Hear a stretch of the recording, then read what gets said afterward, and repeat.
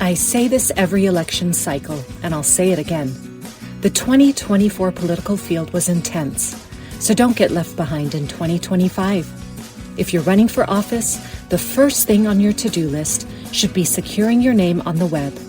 With a yourname.vote domain from GoDaddy.com, you'll stand out and make your mark. Don't wait. Get yours today. Sam and I are always talking about being prepared, whether it's hurricanes in Florida, earthquakes in California, flooding in Arizona, or supply chain disruptions. Exactly, Chuck. When pharmacies shut down, it does not matter how tough you are, you still need access to critical medicine. That's why we trust Jace Medical. The Jace case comes with 5 life-saving antibiotics and key over-the-counter meds, so you're covered when things get disrupted. And Jace goes beyond just the Jace case. They also offer first aid kits, daily prescriptions, and long-term nutrition with Jace Pantry. Don't wait for the next hurricane warning or natural disaster. Take control of your health and peace of mind today. Visit jace.com and use code FUTURE at checkout for $10 off your order. That's FUTURE at JASE.com. To run a successful business, you need one thing: customers. And how do you get customers? You get them through advertising. You get them through lead generation. But what happens if the leads don't exist or they don't have valid contact information? This is a familiar story all businesses deal with. Then they call these leads who don't exist, or they're bad numbers, or they're not in their service area. Argus 101 verifies every lead before your team picks up the phone. It's a real person in your area and a neighborhood that matches your ideal customer. Your team only calls people worth calling, thus saving you money. Free trial at argus101.com. That's ARGUS101.com. Help your business expand today. Go to argus101.com. ARGUS101.com.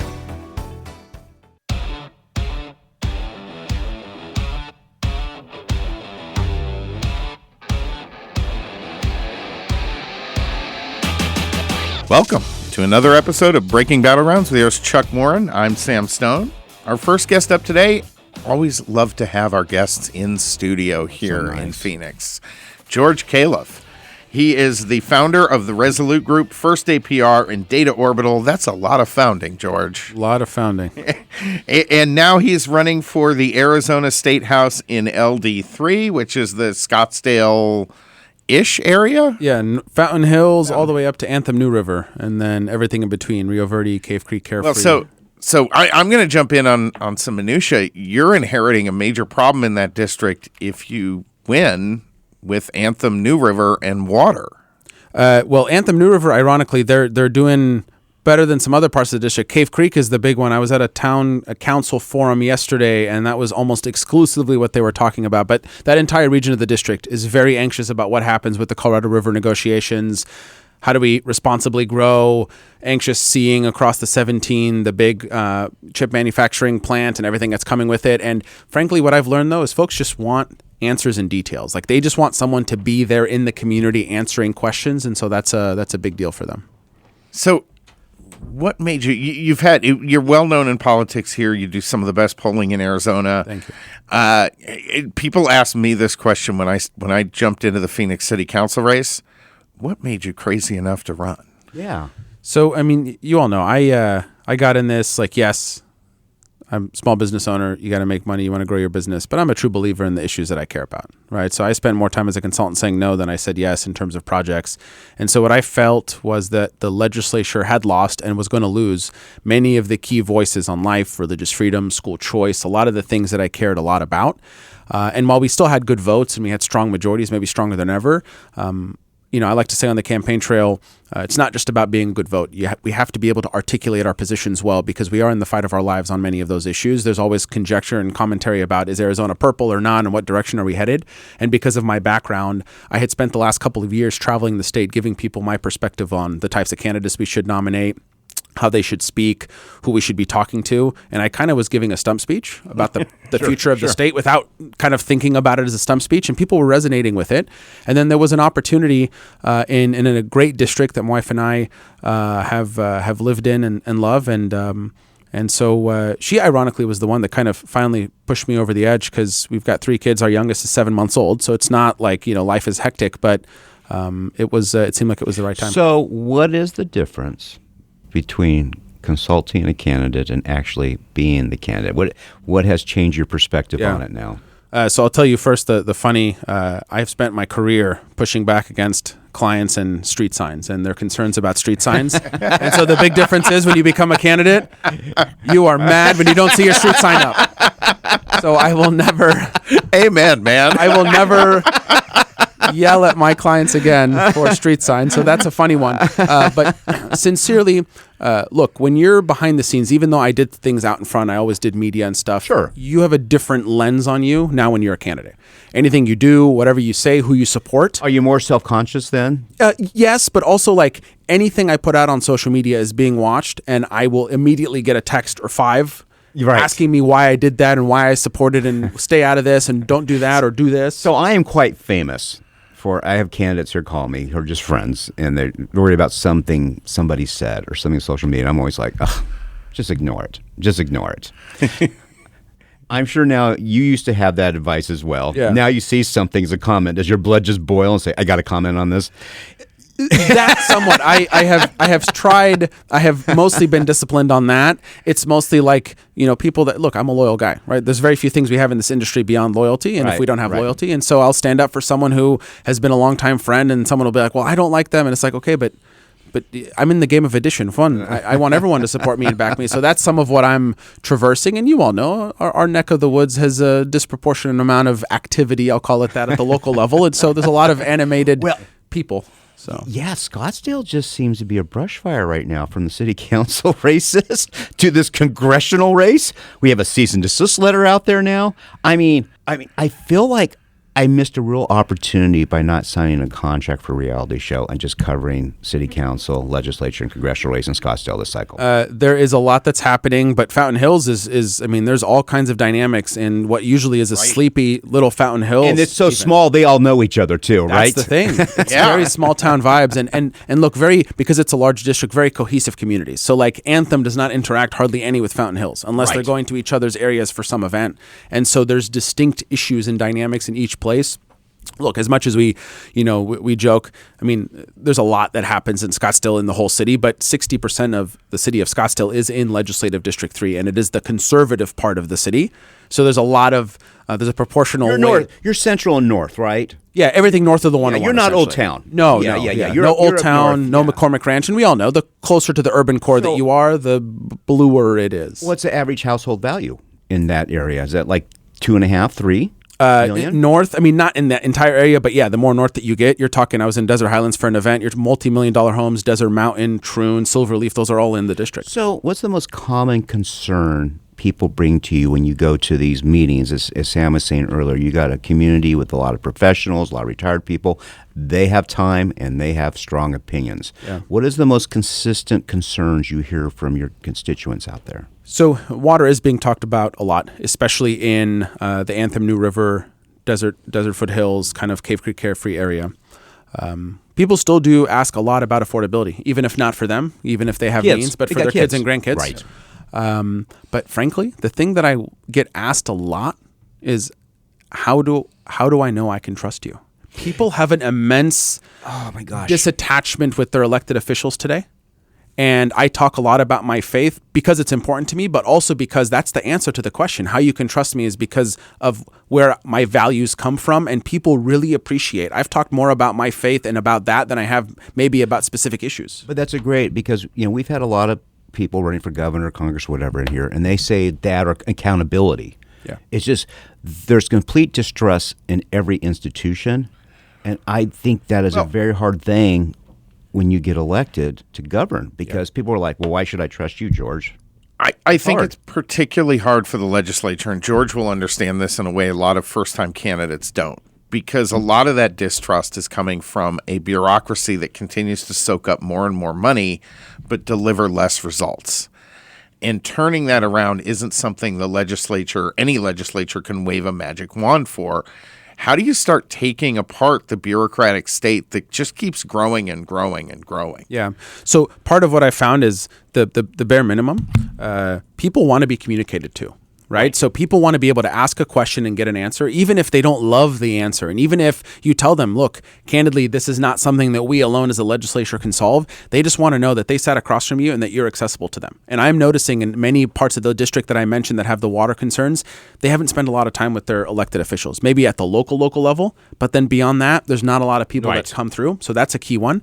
How we do that is, look, good things happen at the legislature, but even those good things we don't communicate, and then things move exceptionally slowly. And then, and then when they do move slowly, we know that most of the folks in the media are not friends of the Republican cause, and so they're not necessarily talking about that. They're talking about the negative. So we have a real problem of our good things aren't even getting out there, let alone the fact that we need to really cut through the red tape, so to speak. I want to zero on that because you just hit on something Chuck and I have talked about all the time. I think two people that really stand out, Chuck, in this group of candidates for the legislature this year in Arizona are George Khalaf, because you understand messaging.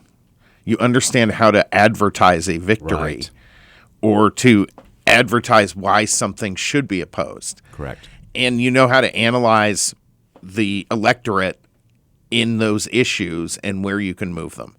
And that's kind of been missing the last few years. They haven't had that sort of insight, it seems like. There's people like you outside, but not on the bench. Yeah.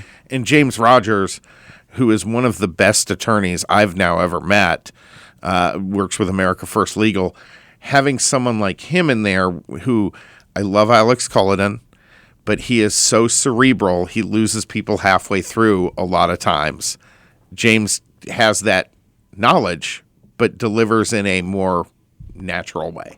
Yeah. Look, we, our party, the nation, for different reasons, depending on what party you are, we're still reeling from 2020. Whether it was COVID, whether it was the election, we came out of that with a large swath of our electorate feeling like the people in charge not just don't care about me, they look down upon me. Right. And then Donald Trump won in 24 because of a buildup and a culmination of that sentiment and all of the disaster that Joe Biden brought us. But now we have to deliver. And I tell people that all the time. Also part of the reason why I'm running, and people love to throw around the word vision, but the reason why I use that is because we can't just talk about all the things that we are opposed that the progressive left does. We have to talk about the things that we are in favor of. And that is something that has been missing. And that goes back to the communication, that goes back to communicating victories, and that goes back to when things are tough and you make a decision that some people don't like, you have to go out there, you got to speak on it, you got to take it maybe into the chin, and then we move on. That's part of the, hey, you asked earlier, your advice of just ignore it. Ignoring it is there's a way to do it appropriately where people feel like you heard them out, even if you're going to end up agreeing to disagree. People really appreciate being heard. Right. We have 2 minutes left here. So I want to ask you, at the end of George Khalaf in his first term in office, what are 2 or 3 things you hope to accomplish? Yeah. So one of the big ones is on K-12 education. Depending on what happens with these ballot measures on empowerment scholarship accounts, I want to ensure that our programs are stronger than ever, that we're giving more options to children, and that look, I want to be able to bring reforms to the public school world. I know that this has been attempted and there's been pushback on it. I think school board elections should be partisan. We're seeing that around the state. I don't really believe that humans can be nonpartisan because we're not operating that way, unfortunately, anymore. They aren't. Right? So that's a big one. Look, from an affordability perspective, there's a lot of good things that we have passed as the legislature that have gotten vetoed. So I'm confident we can elect a Republican governor. I'm happy to give my thoughts on that, and a Republican governor that will sign a lot of those affordability. That's not necessarily George Khalaf, but me as part of the caucus. I want to be able to bring actual, true results and reforms to individuals and to people on affordability. And finally, on water, look, I know a lot of our fate is in the hands of the Colorado River negotiations, but we as members have to compel and work, and even if it's not an actual vote, but lead the communities that water is a very tense issue, like Cave Creek, Carefree, Anthem, New River, and ensure that they feel confident in the future of their towns and in their communities, that they feel like they can responsibly grow, and that they feel like the legislature, they have an advocate for them down there that is willing to stand up and say, look, this is going to affect these areas more than these other areas. Let's talk about it, and that we bring them to the table to actually come to a solution. So those would be my 3 things. Very good. We have just about 30 seconds here, so I don't want to throw you down the rabbit hole of another question. George Khalaf, we're going to be coming back with more from him here in just a moment. Folks, follow him on X at George_Khalaf. That's KHALAF. Breaking Battlegrounds will be back in a minute, but first, go to breakingbattlegrounds.vote, sign up for the podcast, get all that extra content. Every week we're bringing you great stuff. Breaking Battlegrounds coming right back.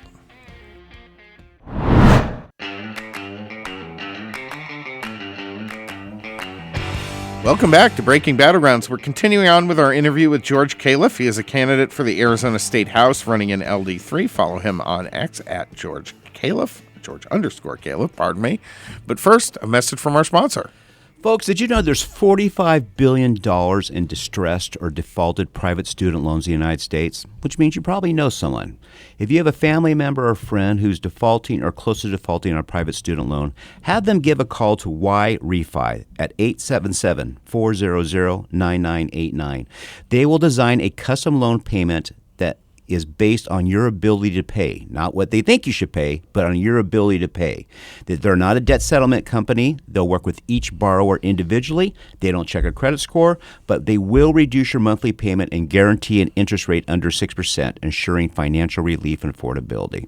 So go to yrefy.com or call 877-400-9989 and tell them Sam and Chuck sent you.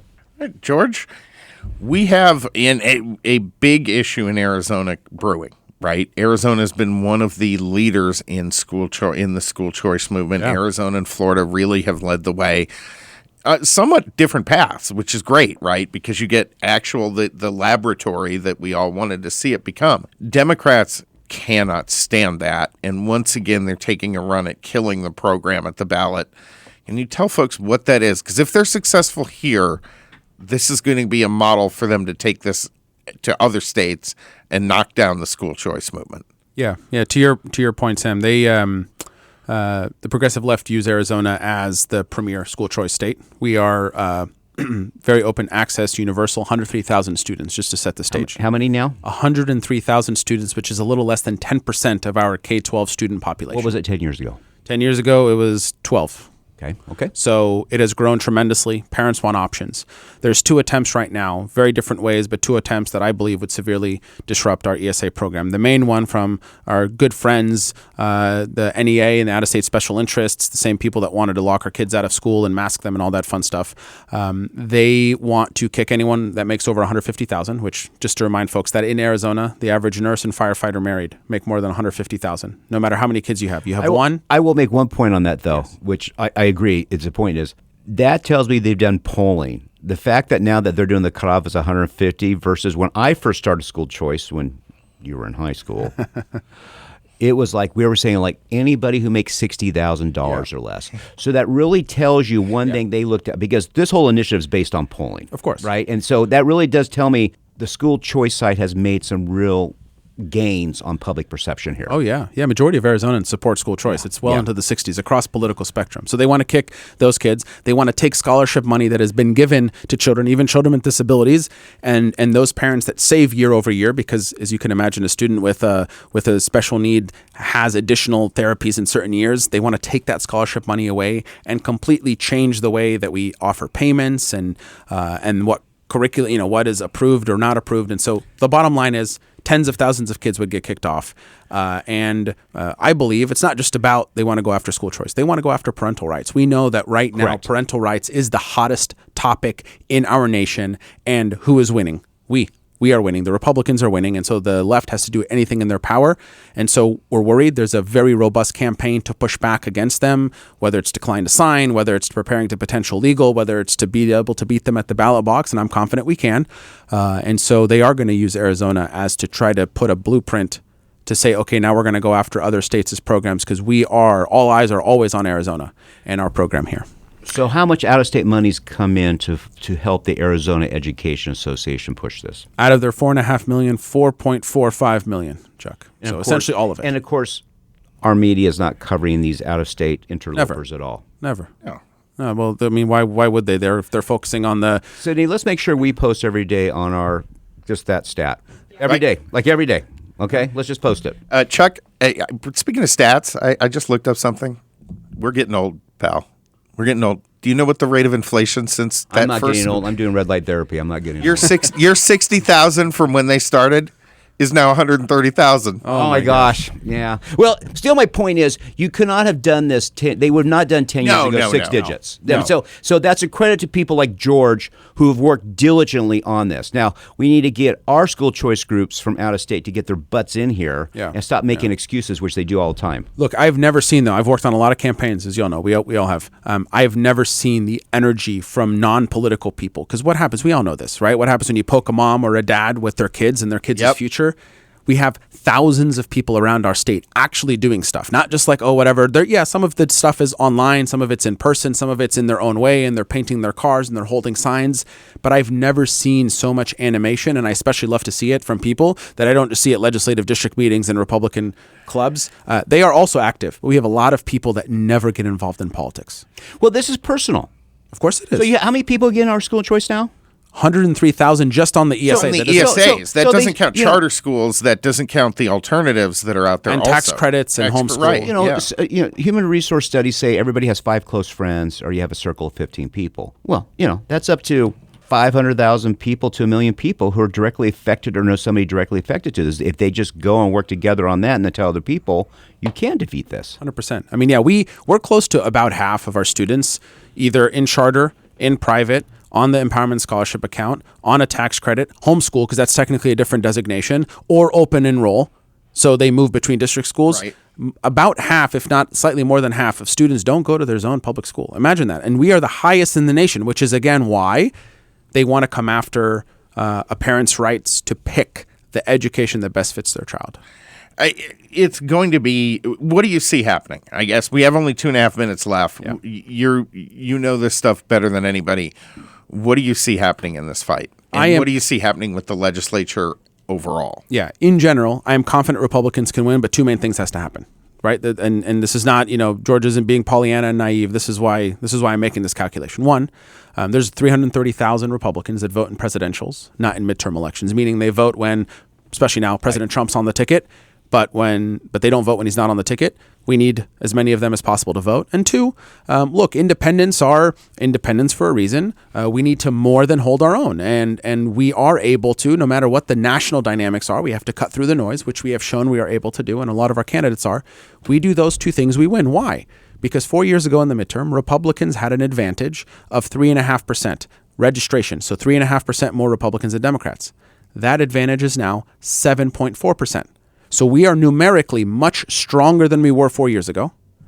And so as long as Republicans vote, and as long as we hold our own, and I say that very specifically, hold our own with independents, we can win statewide. And the legislature, we've made gains in all of these swing districts. So we're in a good position. Those that say, oh my gosh, the sky's falling, guys, we've heard that how many times? So we've heard that. We've debated it every year. The sky was falling every year for the last 3 cycles. We were supposed to lose the legislature. And this last year, not only did we not lose it, we grew. So it's, we just have the same kind of Stuart Little, the sky is falling mentality. We can get there, but we have to do the work. This isn't we can get there because we sit on our hands and we hope and dream. So how do people volunteer to help defeat this teachers union initiative? So go to azlovesesas.com. azlovesesas.com. You can sign up. You can get our emails. We're very active on social media. It's just that AZ Loves ESAs on all the platforms. We put out lots of content. Look, messaging is key. We talked about it for my campaign. I mean, if we don't get the word out, people will never know about it. I know that's a shocker. And there's going to be millions spent by the other side. And quickly, what's your website for campaign? George Khalaf, KHALAF.com. A good Irish name. Thank you so much, George Khalaf. We look forward to having you in the legislature here. I think we all know you'll be a fantastic addition. Thank you. Breaking Battlegrounds coming back in just a moment.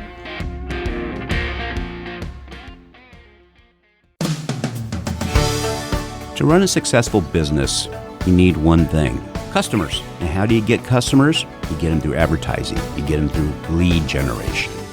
But what happens if the leads don't exist or they don't have valid contact information? This is a familiar story all businesses deal with. Then they call these leads who don't exist, or they're bad numbers, or they're not in their service area.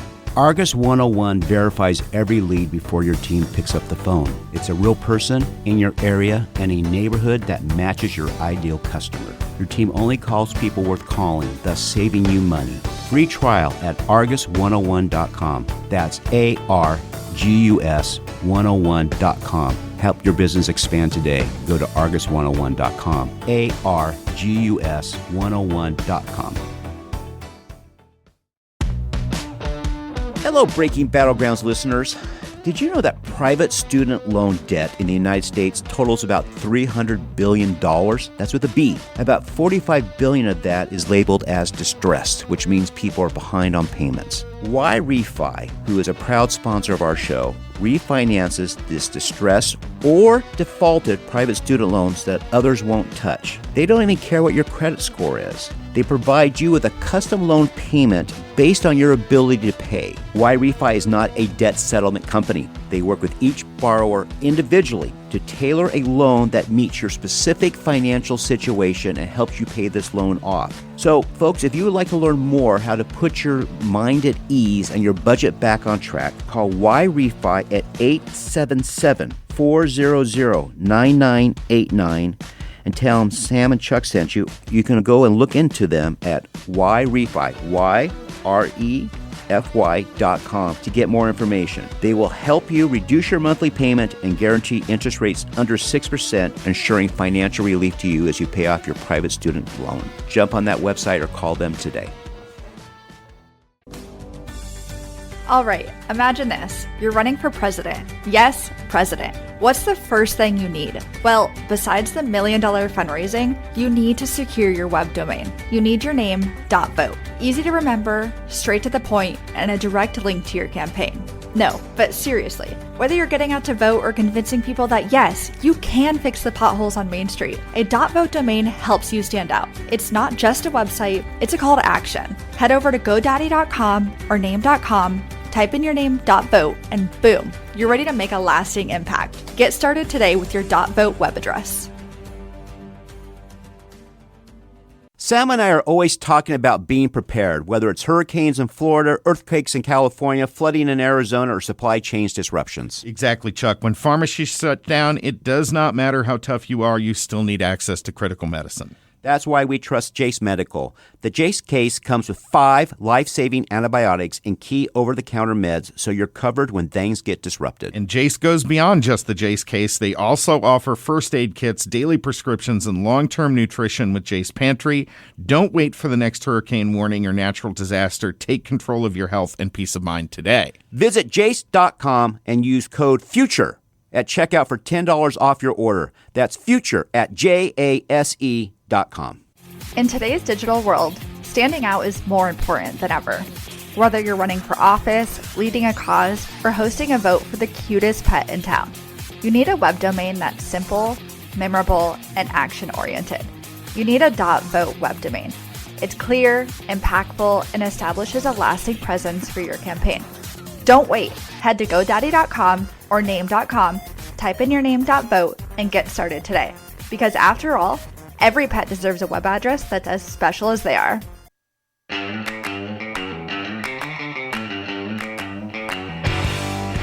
Welcome back to Breaking Battlegrounds. Our next guest today, Henry Thomas, is an associate professor in the School of Politics and Global Studies at Arizona State University, a political economist with a research focus on economic development, authoritarian rule, and transitions to democracy, and is the author of 2 books, Watching the Watchers and Food and Power. Both of those are fantastic reads. We highly recommend them for the nerd in you.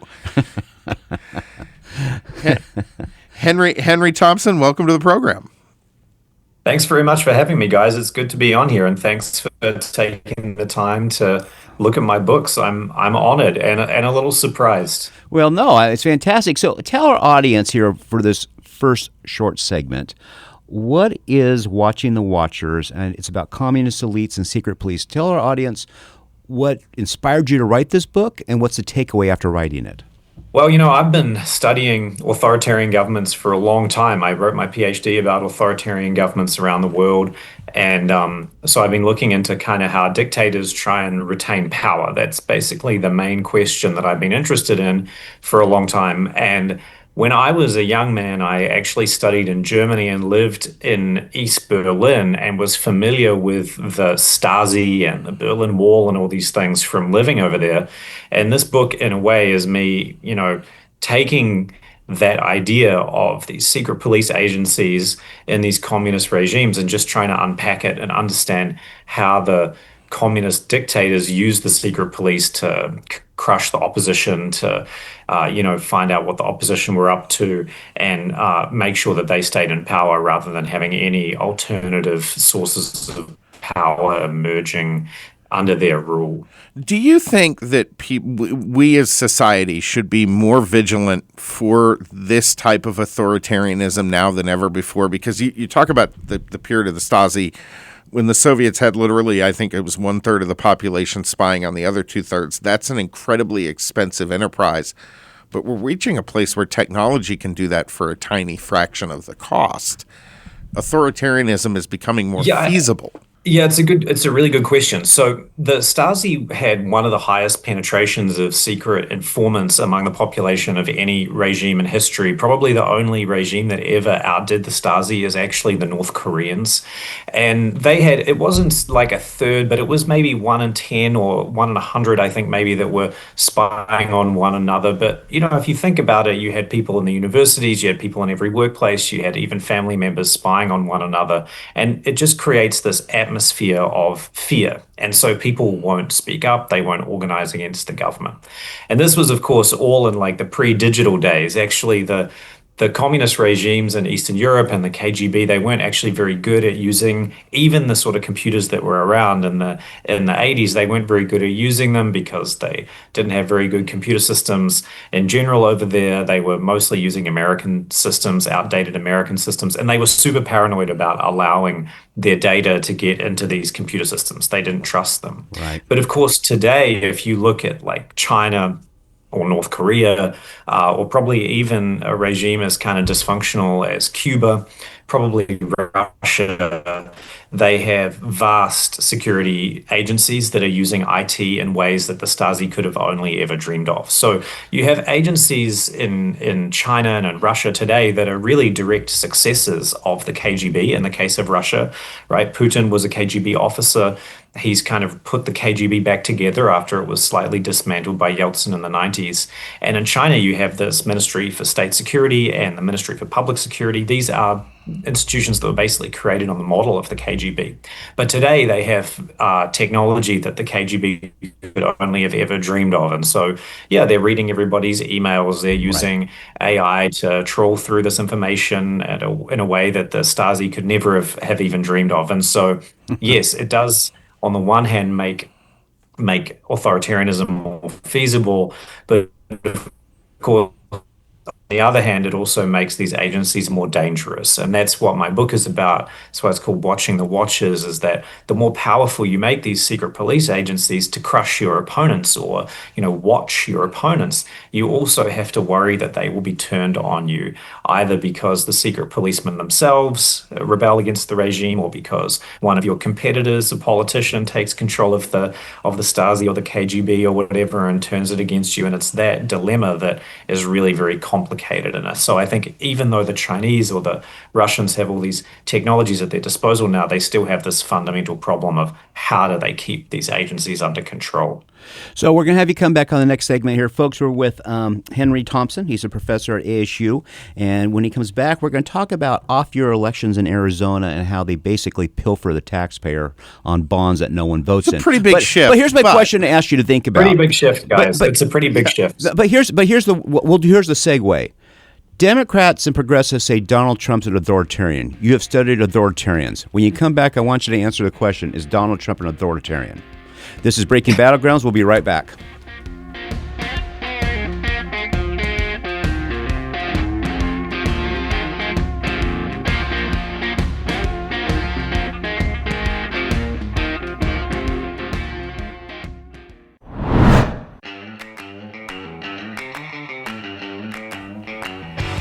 All right, welcome back to Breaking Battlegrounds with yours, Chuck Morin and Sam Stone. We're continuing on now with Henry Thomson, Associate Professor in the School of Politics and Global Studies at ASU.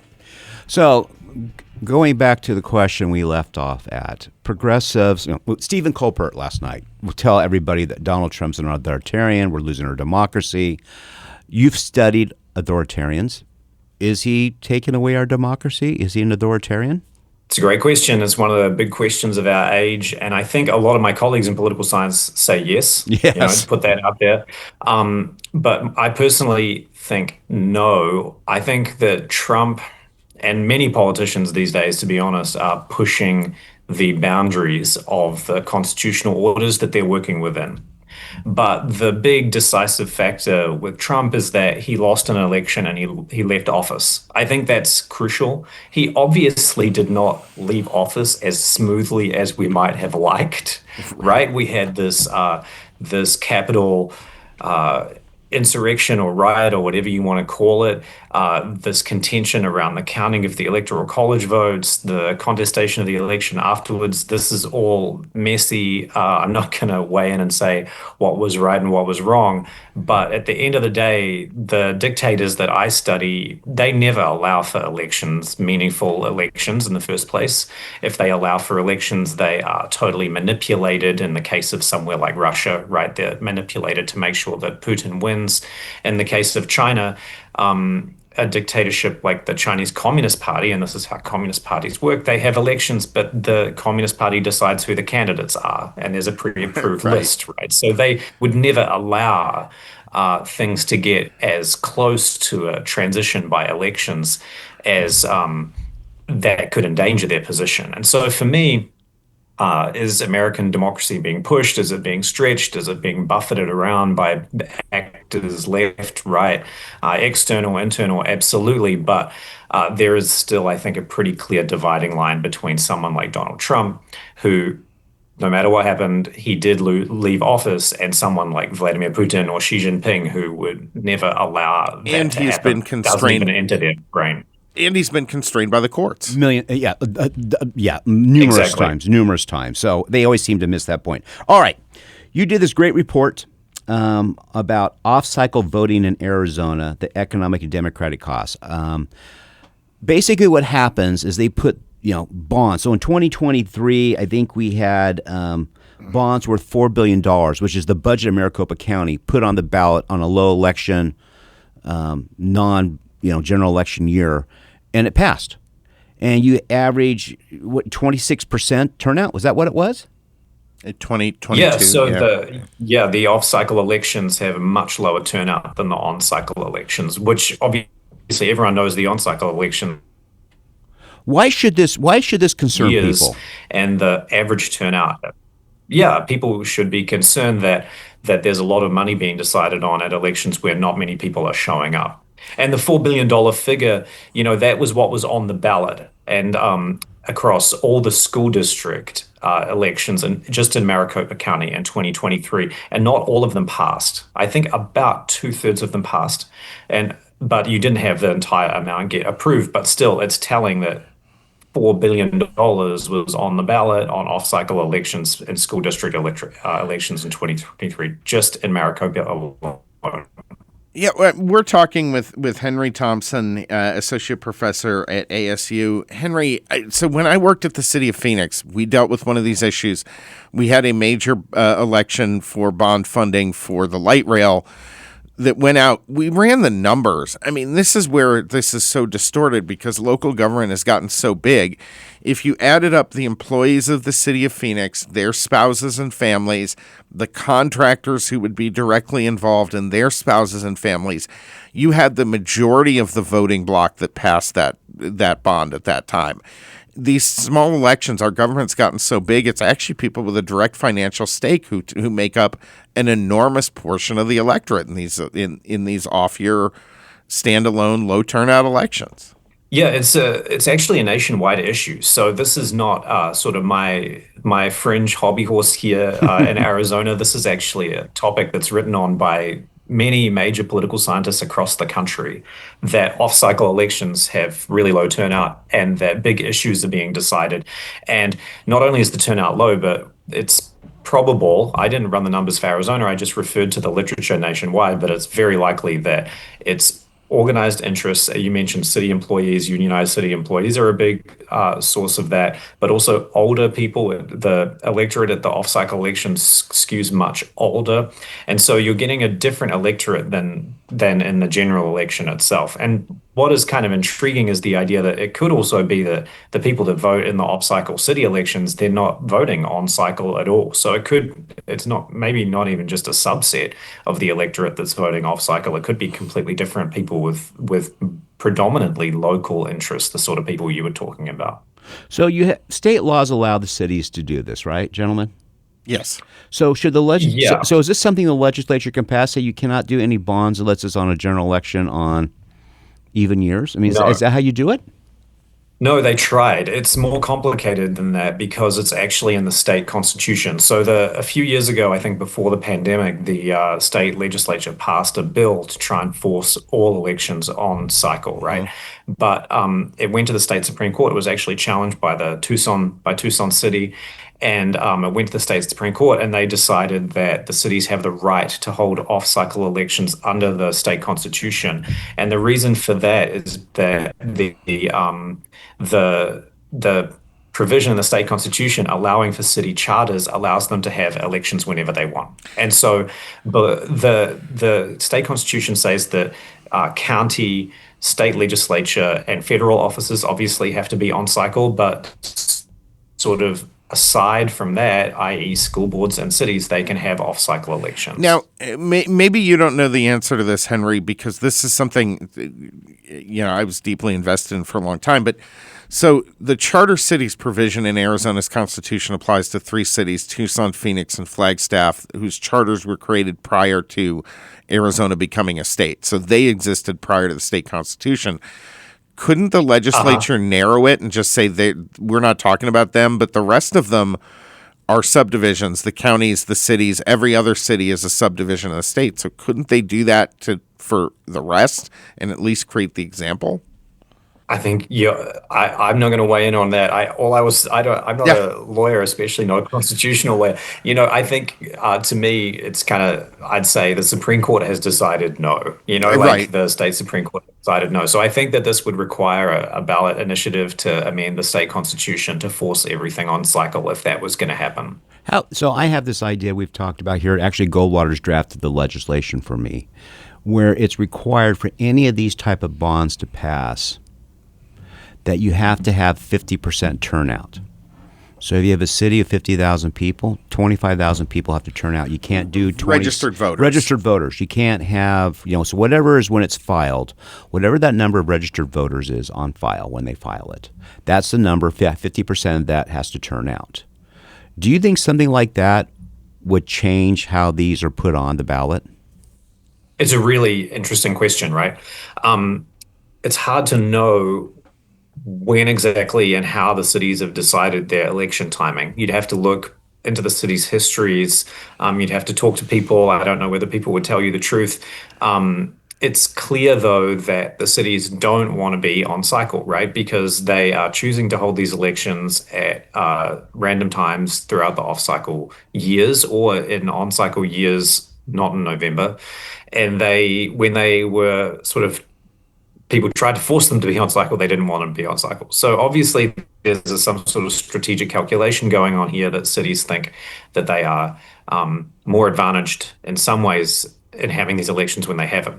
Now, to give the city's argument a fair hearing, their argument is that they don't want to be dragged into national level polarized partisan politics. So their argument is that there are local issues, city issues, school district issues, and if they have the elections at the same time as like the presidential election and the state legislature, then everyone's just going to be thinking about that. They're not going to be thinking about the city issues. And so they want to have these elections at a different time so that people will address the issues in front of them at the local level rather than just being consumed by the national level, state level politics. That's their argument.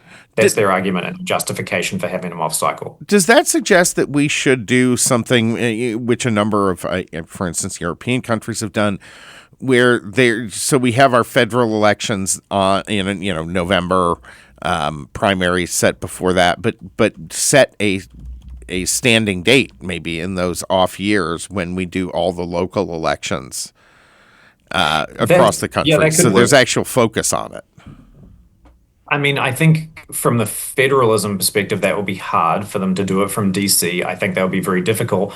But I mean, Arizona could set, for example, that November of off-cycle years is all local elections, whereas November of on-cycle is all elections above. But then you get into this curious situation where the county elections are actually on-cycle. So it wouldn't even be that all local elections are off-cycle because the county elections have to be on-cycle. That's in the state constitution. And so it's kind of a bit of a mess. One thing that I think that a lot of people also don't realize is that there are actually 4 dates in every year in March, May, August, and November, I believe, that there can be elections. So, we just had an election here in Tempe where I live by the university, and I think our election was in March, and then there was like a runoff just recently here in May. And I mean, who is expecting an election in March and also May of an on-cycle year? It's just, I think a lot of people probably don't follow this and don't really know what's going on. Yeah, you can literally have 5 elections in a year when you have a presidential preference election also, which is insane. I mean, you never stop voting. Yeah, and you mentioned the European cases. So they actually just had local council elections in Britain, and I lived in Britain for a while, and I think I voted in some of these. But their turnout, they have all the local council elections across the whole country at the same time. So it was seen as a really important referendum on the Labour government that they have at the moment, which is kind of good. But the turnout in those elections, even though they're all at the same time across the same country, the turnout's really low. I think it's also like 30 or 40%. Wow. So I think that you probably run into a similar problem of low turnout, even if you had everything concentrated on a single day. What has been your biggest surprise while doing this research? I was honestly surprised at how many elections there were and how much money was being decided. When I added up the number from all the different school bonds in 2023, just in Maricopa County, I kind of couldn't believe it. And I was amazed at how much money is at stake in some of these local municipal bond elections as well. We're talking, $400, $600, $800 million in places like Phoenix and Tucson being decided off cycle, right? And so I was really surprised by this combination of low turnout and really high stakes. It kind of astounded me, actually, especially when I know how the state government is so constrained in its spending, to know that these local jurisdictions are sometimes getting huge amounts of money approved by very small numbers of people. I was pretty surprised. All right, last question for you before we let you go on this one. As you're talking to people on this, how much of an issue do folks see this as, the average person? Because it seems like this all just flies under the radar. It's digging deeply very deeply in some cases into people's pocketbooks. How much awareness of this is out there? I think that in a way it's baked into the situation, right, that your average person isn't really aware. That's why the elections are off cycle, right? So I think that it's one of these classic cases of concentrated benefits and dispersed costs, right? You have concentrated benefits among small numbers of people who also are going to turn out at these elections, and then you're dispersing the cost across the residents of the entire city or the entire school district, and the property taxes and the sale taxes and things that are being decided at these elections. So I think by nature of the problem, your average person, if I walk into Fry's or something and say to the person at the checkout, hey, did you vote in the election this week, and what did you think of the candidates and the issues? They're probably looking They're at you pretty like sure at that point you just asked them what their vote was on Dancing with the Stars. Henry Thomson, thank you so much for joining us today. We very much appreciate having you on the program. Folks, make sure you're going to breakingbattlegrounds.vote, sign up for our podcast, sign up for our Substack. Wherever you get your podcasts, Breaking Battlegrounds is there, and we'll be back on the air next week.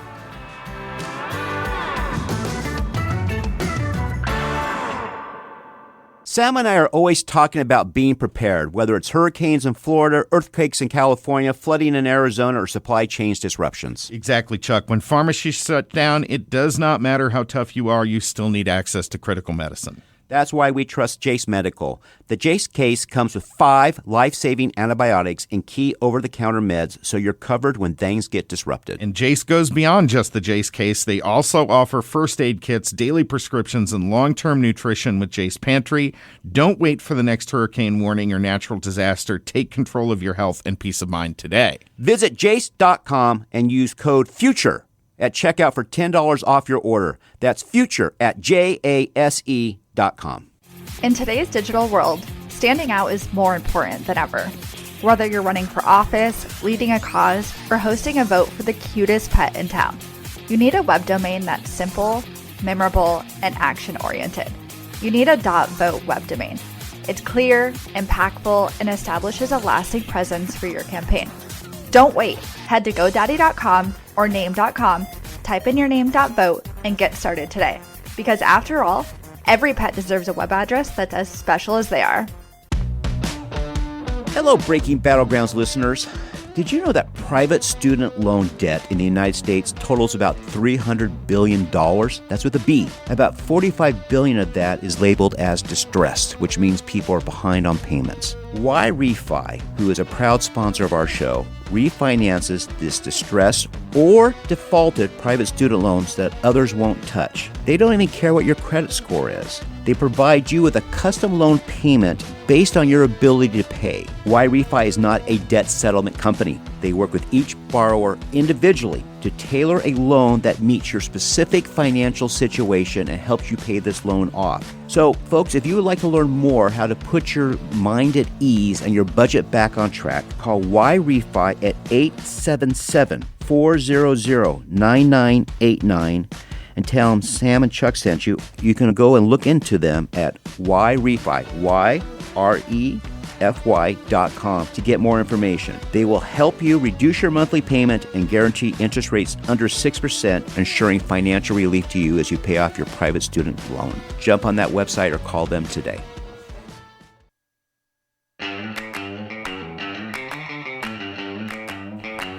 All right, welcome back to Breaking Battlegrounds with your host Chuck Warren and Sam Stone. Our next guest up today, John Rogers, Executive Director of America First Works. He spent 10 years on campaigns, 8 years at the NRCC. He has been in all the battles. You can follow him on X at It's John Roger, except he doesn't really use X, apparently. No, but I love the name. John It's John Roger. It's John Rogers. It's John Rogers. Yeah, it's an S at the end. Yeah, so it's John Rogers. John, so tell us, what does your crystal ball tell you is going to happen this election cycle? Well, I mean, anybody that's worked in politics a long time would tell you this far out. They can't tell you what's going to happen. Right. But sure, crystal ball. I actually kind of am optimistic at this point in time still, which I know is not always the most fashionable take on things, or I guess maybe is a hot take, but I am still optimistic. I watch the generic ballot very closely, which is a polling question that is easily searchable on it, whatever you search for, which is, just type in congressional generic ballot. Right. It's a polling question I watch the most closely. Over time, it is the most correlated with the eventual change in makeup of the House in the even years. Right now, I think that has us at a D+5 or D+6. I think same time in the 2018 cycle, we were at about a D9, which was way worse off. So there's, it's still holding up. And I think what's happening there is the Democratic Party has not made themselves an alternative in any way, shape, or form. They're running a very 2018 playbook, which is just, point their finger and yell at the other side and have no plans or, not make themselves electable in any way, shape, or form is what it looks like to me. And that, I think, is really, keeping them from making a real move at this point in time. I also think that the people that are, in office in the White House right now, the staff over the White House are amazing and understand, the time horizon, which is the election day. And I think they know what they're doing over there in a very sharp way. So I'm still optimistic. Really, Senate looks to be, in pretty good shape for the Republicans for majority, and battles in the House right now. So I really like it. Redistricting seems to have gone our Republicans' way, and I like our chances right now. John, one thing I'm seeing right now, I wonder if you agree or disagree. I think people are seeing in the middle that there is one really major difference in the two parties. Both of them have their extremists. Take the anti-Semitic, folks right now who are trashing Israel and Jews at every opportunity. The left, the leaders of the left, their elected politicians, cannot get away from those people in their base. On the Republican side, those are a fringe and are kept a fringe by our electeds who know not to give in to their craziness. And I think that's a big advantage. People see one side get blown by the wind by their extremists, and the other side doesn't. They own. I mean, they're bear hugging theirs. I think. You say that they walk away, but they can't because their base, their primary voting base, that's what their appetite is for right now. Their primary voting base right now sounds an awful lot like Germans in 1939. I was going to say, you beat me to it, because, there is a word for what they, I'm not going to say the word, but there is a word for their stance on the world right now. Right. And Democrats' primary voting base that's where they are.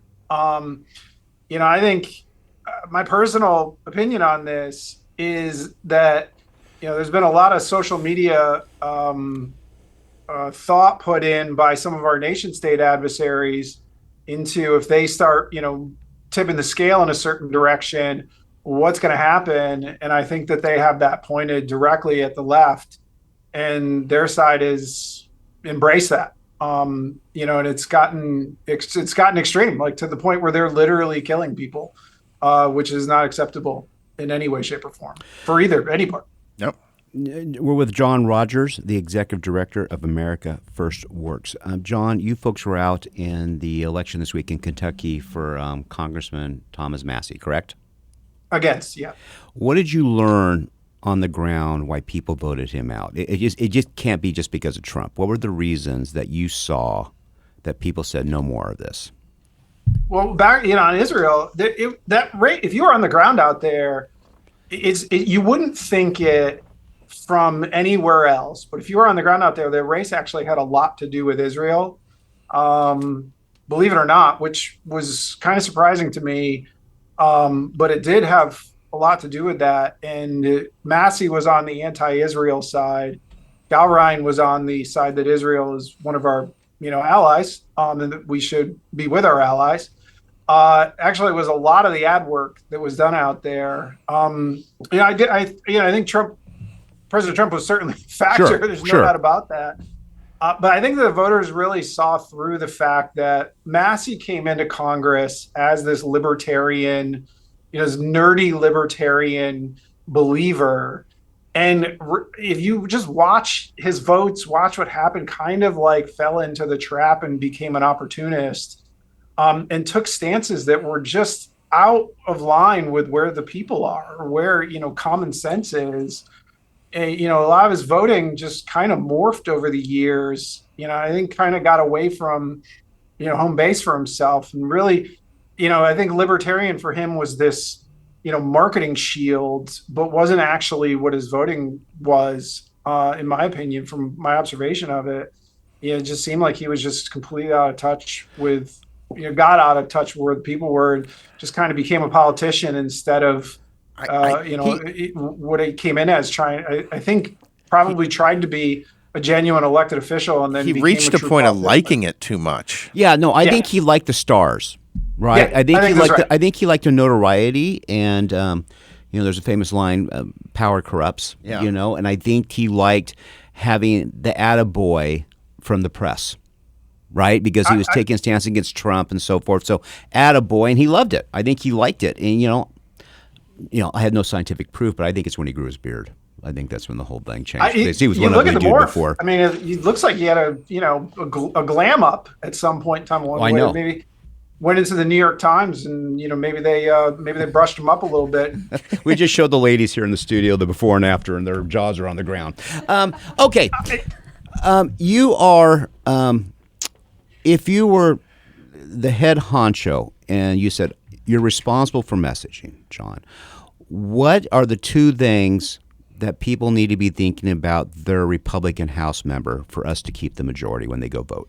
Well, look, for the base, it's got to be that the base has this interesting thing where they like to kind of they like to attack themselves, where it's like they're blaming. Like, I take the Save America Act as a great example of, you see a lot of people in the base that are pointing within, being like, pointing the arrows inside. But the real, like, they can pass this any day of the week. Like, and this is a common sense issue. It's like an 80-20 issue that the voters in the Democratic districts support. And they're just not doing it. And that we've got to make sure that we understand that, that we're not the enemy. Right. The enemy's the enemy here. Number one, and number two is that the mainstream media is out to get us. Really, like, what is it? 92% of the media coverage is negative. Yes. The Dow is over 50,000 and climbing, and there's no coverage of that. Every day, you look at the illegal immigrants that are captured every day, and none of that was happening under the Biden administration. Like, they were ushering them into the country. There's a ton of good news out there that is just not finding its way into the mainstream. And so I think I would say that, find the good news that's out there, because there's a ton of it. And it's just that the media's got this smoke screen, and they're doing it on purpose. Like, they want a lot of cold rain on our base all the time. And the administration is actually doing a great job. And there's a ton of wins out there that you just got to see through that mainstream, bubble that they've put over top of voters, and see that, like, this is, like, look back, where were we 4 years ago? And it was a disaster, and getting worse. So we've just got to remember what things were like 4 years ago, and that know that there's, like, an unbelievable amount of good things going on, and things are going to keep getting better. And not believe everything you read on the newspaper. If you're watching the nightly news or CNN or whatever, that maybe they're not disclosing everything that's going on out there in any given day. Well, it's you bring a good point. I've always felt like America is a center-right country. And I know that because I think our side's very poor at politics a lot of times. For example, they had these polls come out on issues. Only 2% of the American public think Republicans do a better job on the border. I mean, who are these other people? Are they smoking crack? I mean, literally. Literally. Well, 35% just want an open border. The Democrats have bought into this garbage. How anyone thinks the border was more secure under Biden and not today? They either have never visited the border, they don't know anything about the border, or they're just simply in this cult of progressivism. Just haters. Yeah, because there's nothing to it. And it's the same thing when I hear things like national security or debt. What do you think we need? Let's go this way. What do you think people who care, conservative voters who care, what do they need to do and tell our audience to get the message out of the successes that are actually happening? I would take to social media and spread the word. It's actually not that hard to find. Like, the White House does a great job of pushing socials out. Follow their socials and push their socials would be my advice to base Republican voters out there. And there's an unbelievable amount of good news. You just do a search on immigration, and, like, there's a constant daily scroll of wins that are going on out there that aren't seeing the light of day. Like, yesterday I saw there was a guy in California, an illegal immigrant out in California, that was arrested for, like, child pornography of his like niece and nephew. Oh, God. And where's the coverage of that? Right. So go get the stuff. It's, or follow us, follow America First Works. We're pushing it out too. But, don't just, like, stay at home and watch the left. Like, the left has done this really well. Like, they're on social and they're pushing this stuff out. Like, my cousin, I was on my own Facebook wall a couple days ago, and my cousin had this thing out that are like, Republicans are all Nazis type post, which is ludicrous. And I wanted to engage. I wanted to pick a fight, and then I was like, okay, yeah, then the algorithm is going to think that I like her. But we've got to push out this good news ourselves. And if you're a base voter, don't just like be upset that no one's helping the president. Help the president is really the message that's out there. On a final comment, so how do you think we're going to be doing in the Senate? We've been talking about the House. How do you feel about the Senate's chances of keeping the majority? Keeping the majority. So you keep in mind that the vice president breaks a tie. So 50 is effectively a majority. Sure. At this point in time, you could lose not saying we will, but math wise, you could lose all the toss up races and still be at 50 and keep the majority with a tiebreaker with vice president. That's not what I believe will happen. I like our chances in each of the toss up races. I don't think they count North Carolina right now. I count North Carolina as a toss up. It is a state that normally takes a little while for the Republicans to poll better.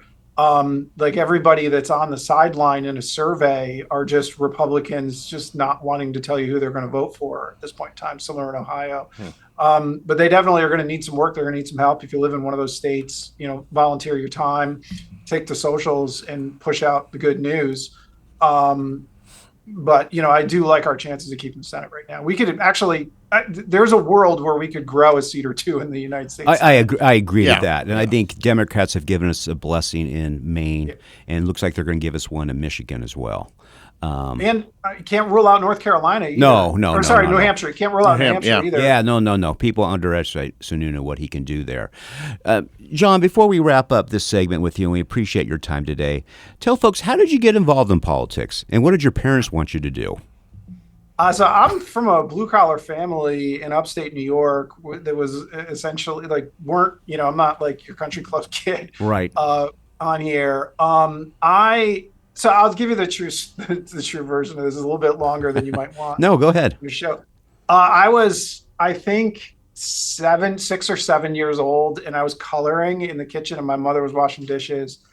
And we had a friend of the family who was running for office, and I asked her, my mom, like, what's the difference between a Republican and a Democrat?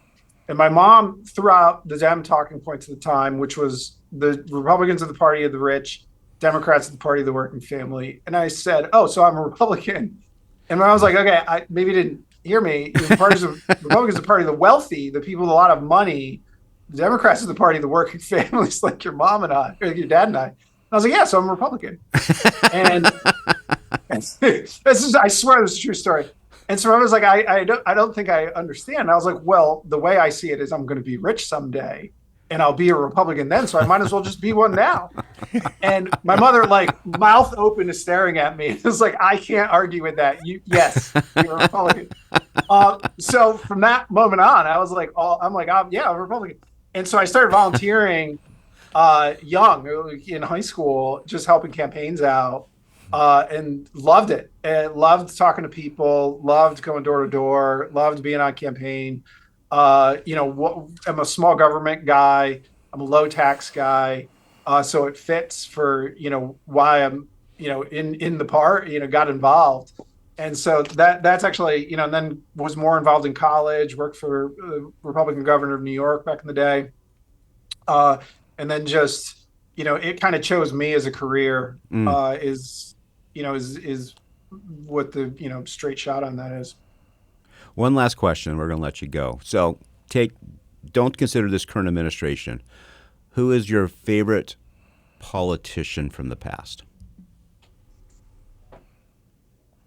I don't know, to be honest with you. Okay. I don't know that I've got one to be completely straight. That's probably sure. Good. That's probably a good thing. Right. One last question before we let you go. Where in upstate New York? Half hour west by Albany. Half hour west of Albany. Okay, Lake Placid for me. So. Okay. Yeah, then we're both from the area that are like that. Everyone is just like near Buffalo, right? Which is nowhere near Buffalo. Exactly right. Yes. Yeah. Oh, so up by Buffalo? No, yeah. I'm actually closer to Boston. 2 hours closer to Boston than to Buffalo. All right, John Rogers, tell people how they follow America First Works and how they can get involved and volunteer to help keep the majority in the House. Absolutely. AmericaFirstWorks.com is a website. It's easy to get us from there. We got all our socials on there. Just reach out on the contact page there, and we'll get you set up. Fantastic. John, thank you so much for joining us today. We really appreciate having you on the program. Folks, stay tuned. So we still have more to come. We have Gary Gigi coming up with some great financial advice and a Bee's Corner. We got some good stuff today, Bee. She's nodding her head yes. She's saying, oh, yes. She looks pretty eager about this one. Murder and mayhem out of control as always. Okay, Breaking Battlegrounds coming back in just a moment.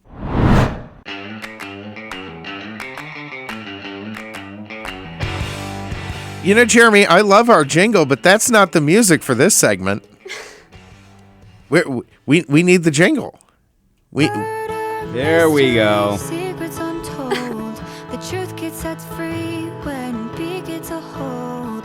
Crimes where killers roam off free, or even ones where they get caught at the scene. From cold case files to headline news, she's breaking it all down just for you. So come take a seat, don't miss a beat.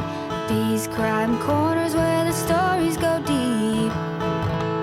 So I played that song shared it with a few people, and one woman said, "How such a sweet voice talking about murder and carnage." I mean, she was just like distraught. I go, "Well, you haven't met her. She's a little bit demented, so that's why she wrote it." That's what the producer said too. It's so funny. The one that mixed it was like, I love how like soft and sweet it sounds, but then you listen to the lyrics and it's like murder, mayhem, true crime. Exactly. She has the Disney G-rated voice and the rated R content on her jingle. It's a winning combo these paradox. days. We love opposing things. So who killed who today? Oh, this one's so good, guys. Okay, so this one is actually going viral right now, like all over TikTok. There's a Netflix documentary. There's so much conversation about it right now. Mackenzie Sharilla, a 17-year-old girl. It was July 31st, 2022, 5:30 a.m. in the morning. She was leaving a party, or like a hangout, not really a party, but kind of a party based off the substances that were there, with her boyfriend, Dominic, who was 20 years old, and his best friend, Damien.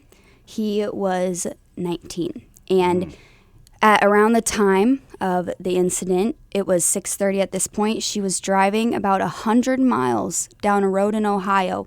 And this road had an S-curve, I might note. And she went 100 miles full throttle into a brick wall, killing goodness. Yep, killing both of the boys in the car. Okay. She survived and claimed that she blacked out. And for a while, she was in the hospital. She broke both of her legs. Both of those boys, they died on impact. They found the one that was in the back seat literally on top of the other one. They were in a little Toyota Camry. And they tried to say she passed out because of a POTS disorder. Now, if you don't know what that is, really? That's when you stand up. And you get vertigo. Mm-hmm. Yeah. But when you stand up, and the 5 seconds that she claimed to be passed out, her foot was full blown on that gas pedal, 100 miles per hour. And because of the shape of the road, that kind of proves too, like, in order to control your vehicle going down an S-curve at 100 miles per hour, you're awake, you're alert, you're there. And there was a lot of talk about this, and she tried to say that, she was innocent. Her friends were writing letters to the court saying she was innocent. There's even one scene that had me just absolutely disgusted. The judge was asking for statements about the victims.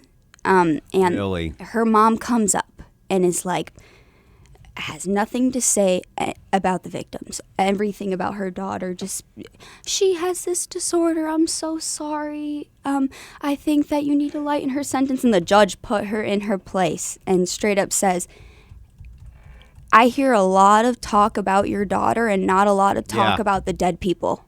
Right.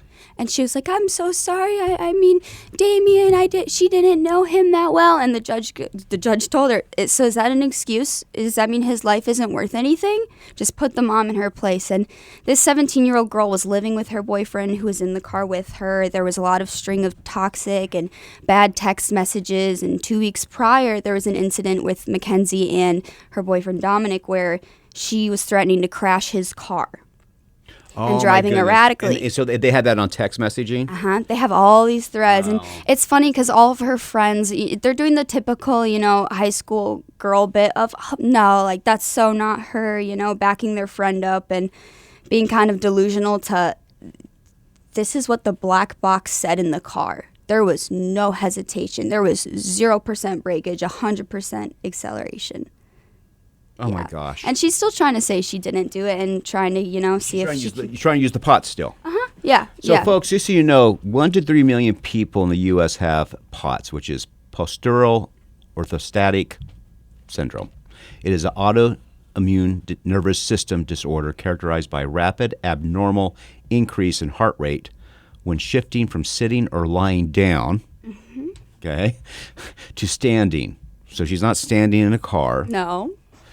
Causing symptoms like dizziness, fainting, and extreme fatigue. So I don't know how she's claiming POTS. Oh, yeah. Well, she had nothing else That's just to a claim. medical person coming up. There were drugs in the car, too. And, you guys just have to watch this documentary. But first, there were drugs in the car, marijuana, psilocybin mushrooms.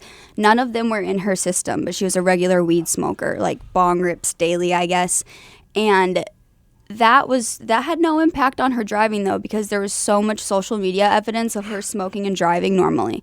And there wasn't even... How old was she? 17 at the time of the crash, about to turn 18. So this is actually one of the issues with legal marijuana. And so they did a bunch of testing, not to take us totally off track here, but they did a bunch of testing before the legalization regime here in Arizona came in. So like ADOT had a bunch of people go down and smoke pot and then drive a driving simulator and tested them. Here's the problem. Regular pot smokers are fine behind the wheel. Someone who was not used to it was a terror. Right. And there's graduations in between, so you never know. Yeah, like there's no way to have a safe streets with the legal marijuana regime. And when the victim's family, Dominic, the boyfriend, his dad and his sister supported her. They were at the gravesite with her when she was healing. They were trying to be supportive, thinking that she was just a teenager who made a mistake. Nope, she was completely sober. When they found that out, they were like, "Oh, wow, go to hell, go to hell." Yeah. Wow. Yeah. That's that saucy language that Beast Corner's known for. Sorry, guys. It brings it out of me. Podcast, Watch the documentary, all right, so is there, and you'll feel it. Is there any other closure on this story besides its TikTok phenomena and a Netflix documentary? Well, there's a couple statements. There was a New York Times article from one of the inmates. She was that was in the same prison as her. Yeah, so there's a lot of dirt too, but this inmate was saying she's guilty. She's playing the mean girl bit in prison. When she got on that Netflix documentary, she tried to play nice and Can you imagine the snitching in women's prison? Oh my god! Oh, and she's running it in there. She's got a couple girlfriends. She sports hickeys on her neck, I guess, and then she's walking around there with makeup and stuff that she has these men outside of prison buying her. She's got a little fan club. No, I am. You know what? It's a paid vacation. You know what I would like? You know what I'd like you to do a Bee's Corner on? What? The groupies who write and fall in love with prisoners. That would be really. Can you work on that for us? We actually. I have a friend. She used to work with me years ago, and she got pulled over. In Texas 5 years ago or something, and she got pulled over. Had some drug paraphernalia or something, and so I heard from her the one where she said, "I got to go to jail for something days, right?" I had not heard from her for 2 years, and she just popped up last week. And I said, "What on earth happened?" She goes, "Oh, they threw me in for 2 years. I just got out." Whoa! And I go, "But these are the facts, right?" She goes, "Yes, but it's Texas."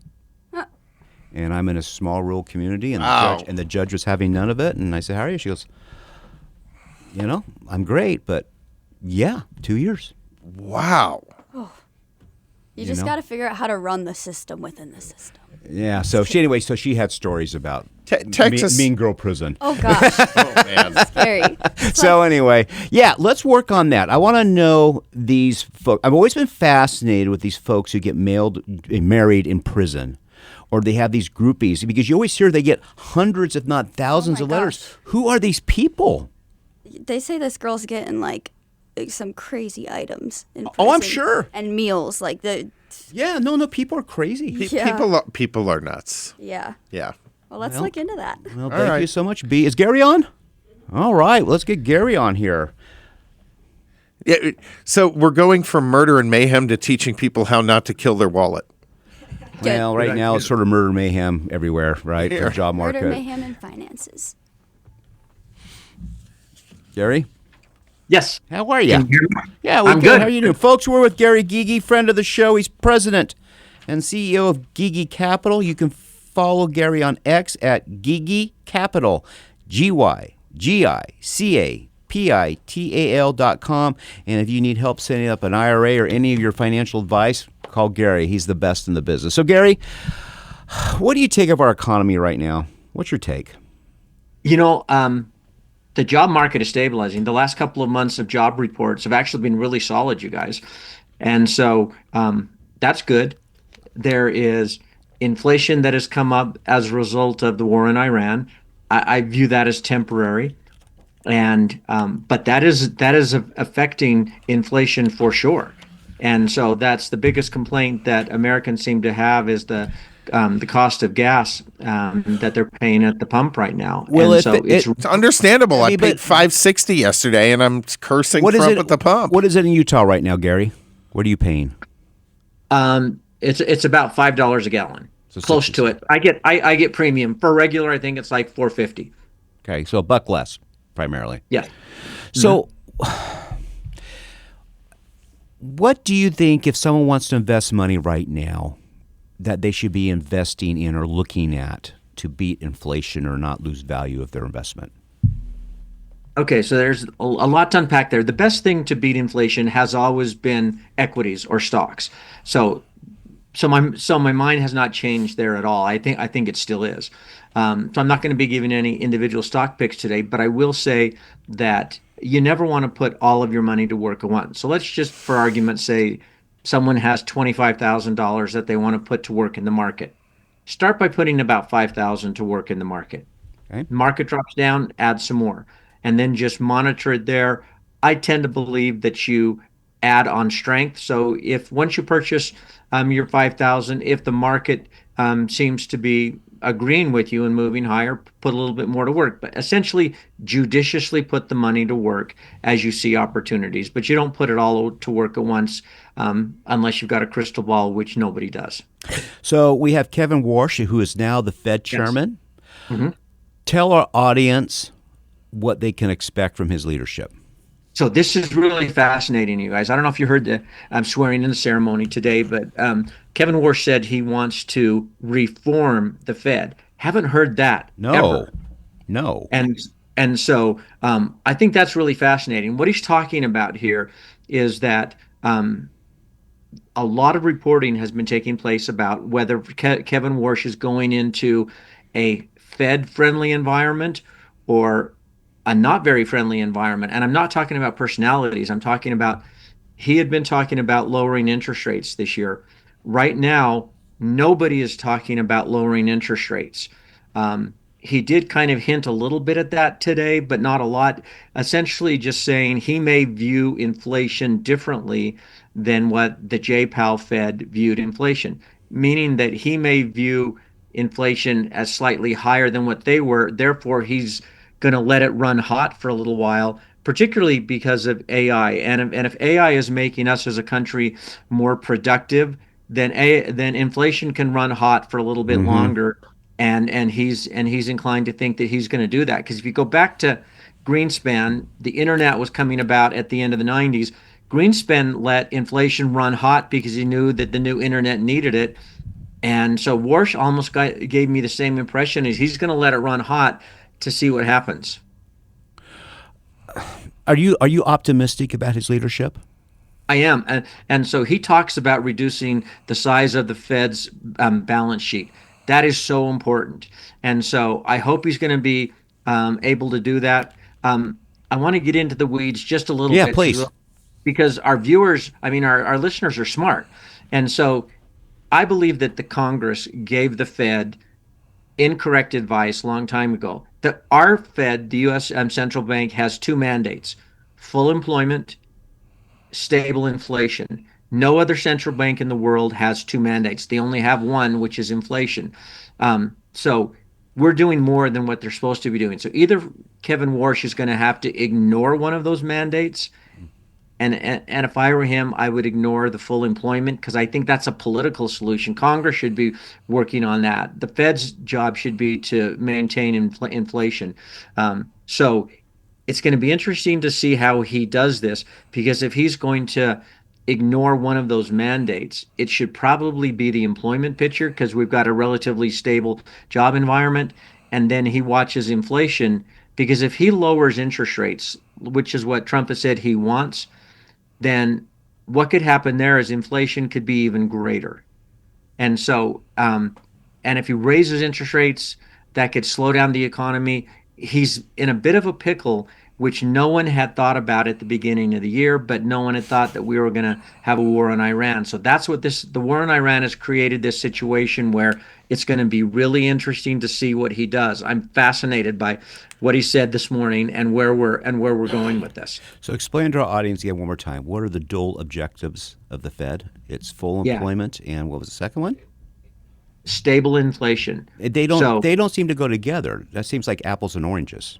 It is, and so that's why I said I think that the Federal Reserve was given an improper mandate by Congress, and Congress is the one that created this and said, not only do we want you to watch inflation, but we also want to make sure that the country has full employment, and we think that's your job. I think that the Congress was wrong in doing that. Yes, I would love it if that would be taken away and treat the central bank responsibilities like every other central bank in the world, which is inflation only. Fascinating.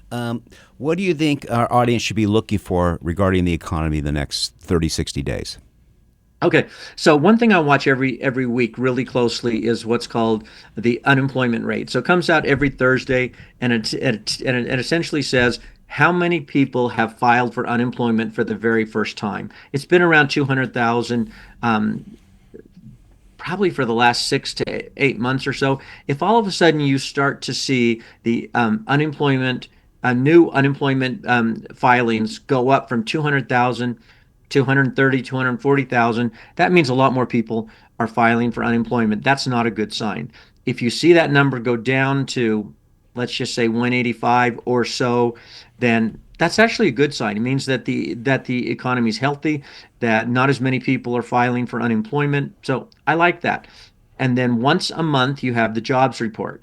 Comes in on the first Friday of every month. Essentially says what the unemployment rate is, whether wages went up, hours worked went up. So those are two extremely important numbers. But if you also want to track inflation, the consumer price index and then the wholesale inflation index, those two things will kind of tell you a little bit more about where inflation is going, whether it's hot, whether it's cooling. So I follow all of those things, but I'm kind of a market junkie, so I like viewing those things to kind of get a feel for. We're telling Gary, we're telling people they should go to you for financial advice. Yeah. So we want you to be doing that. So Gary, what are the two books on your nightstand right now? You know, I've got my scriptures, which is on my nightstand, but I just got this book called 18 Days in Heaven about this guy that had this near-death experience. I just barely got into it. Very fascinating. I like it a lot. Well, that's probably a good story to tell your people who get scared about the market. Anyway, Gary Gigi, we appreciate you coming today. Tell people where they can find you. Yeah, they can always call us on the 801-787-0342. That's 801-787-0342. But you can go to our website, which is gigicapital.com, G-Y-G-I Capital, that's capital.com. Gary Gigi, thanks a million, folks. And that was our final interview for the day. On behalf of myself, Sam Stone, Sydney, Gary Gigi, B, a B's Corner, and Jeremy, thank you for being with us this week. This is Breaking Battlegrounds. You can follow us on breakingbattlegrounds.vote or wherever you get your podcasts. Have a great weekend.